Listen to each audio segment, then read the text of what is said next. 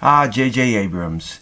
Everybody by now knows who this man is. Oh, of course I've heard of you. I mean, you'd have to be living under a rock not to know. What'd you say your name was? Come on, J.J. You know, the man single-handedly responsible for creating the death spiral of two classic franchises? Star Wars, Star Trek. J.J. has had a history of destroying classics that everyone has loved and now a lot of people despise. But now it looks like J.J. has his eyes set on another franchise.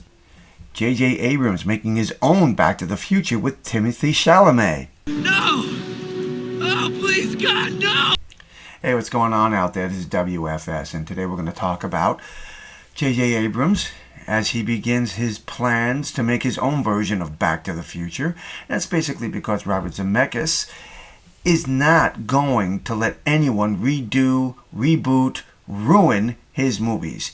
J.J. Abrams may have had great ideas in mind when it came to Star Trek and Star Wars, but unfortunately, once he opened that Pandora's box, we began a spiral into some stuff that a lot of people hate to this day. And this article is coming from Giant Freaking Robot.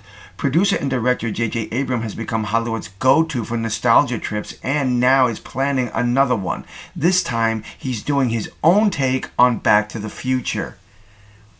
Why? I can show you articles right now that basically tell you, leave it the hell alone. There's no reason to do it. Back to the Future is the perfect trilogy. Even though it was not originally intended to be a trilogy, they decided after the great success of the movie, the first one, Back to the Future, they decided that they were going to make two more, make a trilogy out of it, which turned out to be a big success.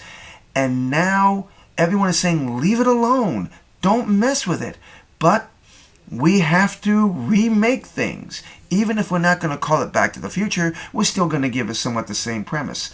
Now, we've learned from our sources that Abrams is working on an as of yet untitled movie, which, while it won't exactly be a remake of Back to the Future, it will be something of a homage. If you're looking for a comparison image of the new movie being to Back to the Future, what the 2011 Abrams directed movie Super 8 is to Steven Spielberg's E.T. the Extraterrestrial. Details are sparse and Abrams is remaining tight-lipped about it, but we do know that much like Back to the Future, the film will be about a young man traveling through time. To play the story's Marty McFly-style character, Abrams is looking to cast Timothée Chalamet. Oh, this is heavy. Timothée Chalamet is currently in talks to lead the movie, but the deal is not done yet. After the wild success of the Dune movies and the solid success of his Willy Wonka last year, Chalamet is a hot commodity and not easy to get.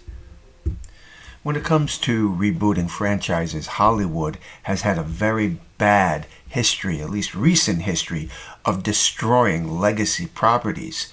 Now, look at this article here coming from Screen Rant. Why a Back to the Future reboot should absolutely never happen. Rather than go through the whole article, I'm going to break it down into one simple sentence.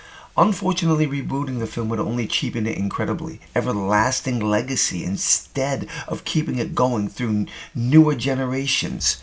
You know, that's exactly it. Like I said, it nails it right there. Enough with the reboots. Leave this one, especially this one, alone. And I know J.J. Abrams.